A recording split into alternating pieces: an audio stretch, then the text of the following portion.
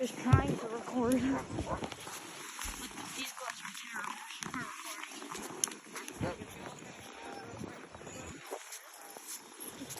for recording. Puppies! I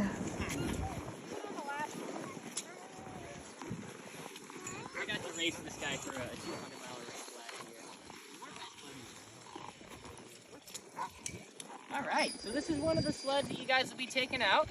At least our group that are going out first. You guys will be on these sleds here. So we've got room for one person riding along as a passenger, and then one person actually driving the sled. So the time, buddy. The number one rule, thank you.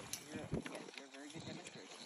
The number one rule of running a dog team on a sled is to hang on with both hands and not let go.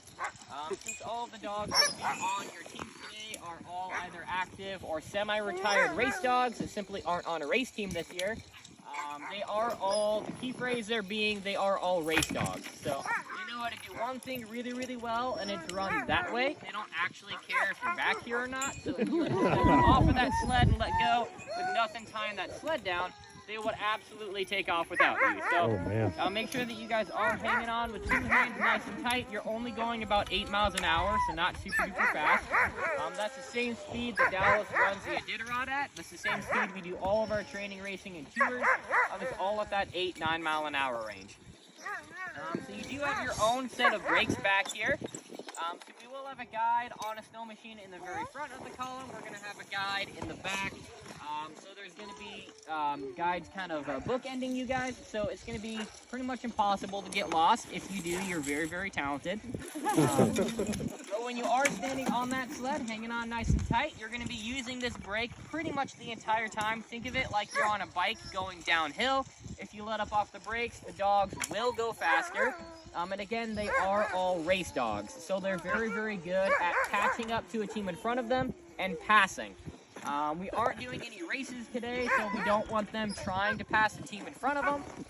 Again, that's something that they're very good at. You don't win the Iditarod by staying in second place. They're going to try to convince you that if you're not first, you're last, and you have to catch up and get all the way up to the front. We don't want you guys doing that today, so you are going to be using that brake pretty much the entire time. So you're going to be standing with one foot on a runner there, the other one on this big black square. This is your brake, doesn't matter which foot. And if you end up with some pressure on that brake for the entire mush, that's totally normal. It'll take them about 25 miles to kind of usually warm up. So the tour that we're going to be doing is only about 3.5 miles today. So don't be afraid to be on that brake the entire time if you need to. You want to be from about the front of this line, kind of where that hook is at, to that very front sled up there. That's about how much distance you want between your team and whatever's in front of you. That's about 20 to 30 feet, something like that. And then if you're right behind our guides on that snow machine, same thing. If you let up off the brakes and let the dogs run, they will try and pass us on those snow machines as well. So if you see your guide kind of waving an arm as that first team, that just means you're going pretty fast. So a little more pressure on that brake, slow them down a little bit. And then when your guide holds up a fist on that very front sled there, or if you see the team in front of you stopped on the trail if they're not moving, the only thing you have to do to stop this dog team is to stand on that metal bar. So you can think of it like that black square. This is your slow down. Metal bar is your stop. And then when you guys are stopped on the trail, just make sure you stay standing on that brake, because once you get that team stopped, if you step off of that brake, it doesn't stay down on its own. And then whoever's riding as your passenger might get a ride that they did not pay for. So you are the parking brake with that team once you're out there. And then that'll be a good time when those teams are stopped. We'll get some pictures of you guys on the trail. If y'all want to swap out drivers, we'll come back and help you guys switch out drivers and do all that kind of stuff. And then the last thing is going to be, in order to keep this sled upright, it's a pretty easy groomed out trail that we've got for you guys today. But if you do feel like your sled is tipping to one side or the other, there are a couple of turns that we make out there. Nothing too incredibly crazy, but if you feel like your sled is kind of tipping over, like you're going to fall over to one side, lean with your hips the opposite way that that sled is going. That'll kind of counterbalance it and ensure you're staying nice and upright. So if you're kind of going around a corner to the right and you feel like your sled is tipping over to the left, don't lean with it. or you and your passenger are gonna end up going on a trail hike instead of a mush. So if you're going around a corner, and you'll see once that dog team or the snow machine in front of you kind of disappears around a turn, you do want a little speed to get that sled to go around a corner. So once your dogs are kind of turning to the side, basically you want to let up all the way off the brakes, very light to no brakes around a turn. Let that sled gain a little bit of speed. It'll kind of swing you around the turn. You can kind of lean, so if you're taking a right-hand turn, lean to the right, basically. If you're taking a left-hand turn, lean to the left. 99% of the time when I see somebody tip a sled, it's because they're going around a turn, they start going a little faster, they kind of panic, slam on those brakes, oh sorry buddy, slam on the brakes to slow the team down. When you hit the brakes on a turn, it pushes your sled to the inside of the turn. If you're too heavy on the brakes, you don't have enough speed. Instead of your sled actually turning, you'll end up just running into the snow berm, and that's usually what makes people fall over. So a little bit of speed on those turns to make sure your sled actually makes it around the corner. And then as soon as you've made that turn, you can be back on that brake, kind of slowing them down a little bit again. All right, any questions about any of this? Whichever one's more comfortable. I mean, I switch all the time. So yeah, if you are switching feet, just kind of be paying attention. I've seen one person and the dozens, if not hundreds of people that I've taken out end up falling and losing their team on the straightaway because they went to switch and just missed the gigantic black square right there. And they hit the ground instead, ended up doing like a Superman, and they just let go. So if you're, switching feet, just kind of be paying attention to where your feet are at. It's pretty hard to miss. So, yeah. All right. Any other questions? You're going to be using the brake. We do have commands that we train them with. You're not really going to need to use any of them. They're going to be following our guide on the snow machine, so you don't need to use the words that we use to steer them typically. You can tell them, whoa up is what we use to stop. So you can, when you hit your brakes, you can be whoa up, and that'll kind of let them know that you're stopping. I use ready, all right. Ready, all right. That's how I get a dog team to start. So you can tell them that if you want to, if they're not going right away. If they're kind of slowing down or they're goofing around, you can talk to them. Lots of positive encouragement. Good boys, let's go, that type of thing. That just lets them know that they're doing a good job. They can keep on running. But other than that, you don't really need to know any commands for them. Anything else? So my family, you guys are going to be doing the backside with me first. So if y'all kind of want to hang around right here, I'm just kind of in one spot. Sweet. What? Oh, doggy. What?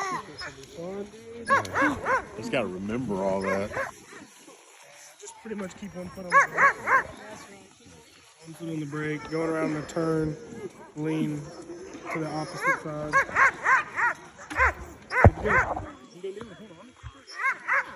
Sitting in the front. Do you want to? Maybe you can sit with me. Yeah. Let's see how it is. Yeah, one person drives, Oh.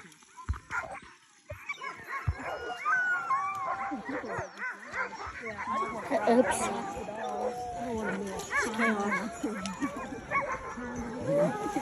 Can you help me with the glove?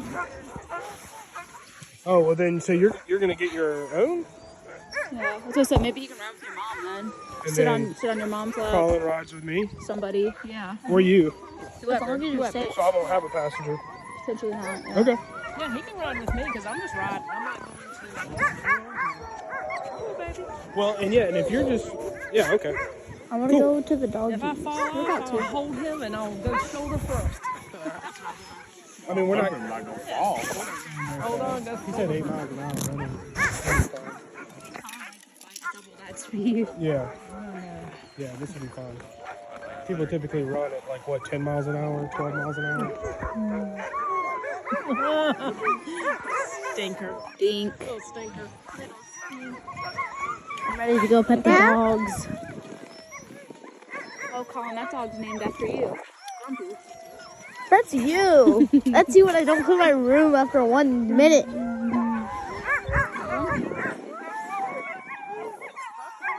So when do we go pet the dogs?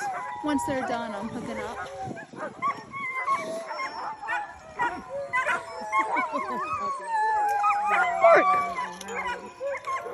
Bark! Bark!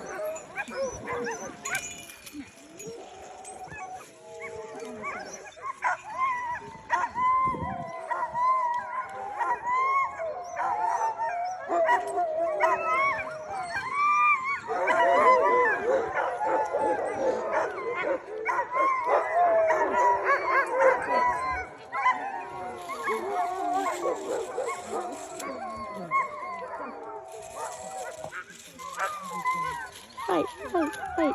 I don't know if you can see. Me neither. I can see fine though.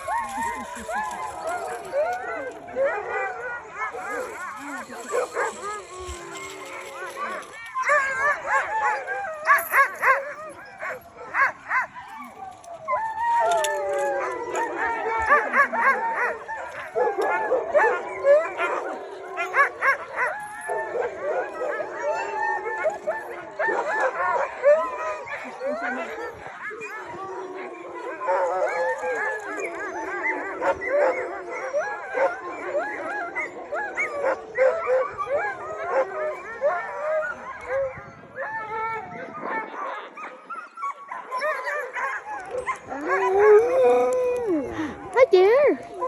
Hi doggy. Hi dog. You look dangerous, but you're not. Hey, high five. Give me a high five. He said no. No.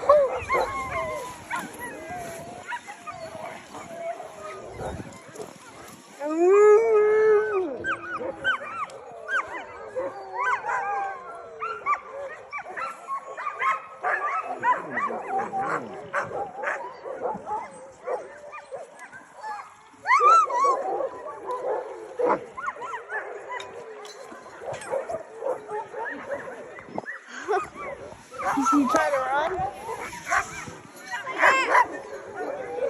Wait, can we go to the doggies yet? Hey,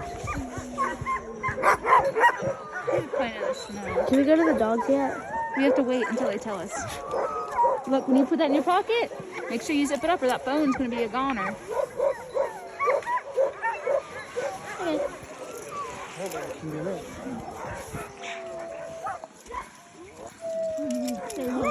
Mini doggy. Look at me. Hi there.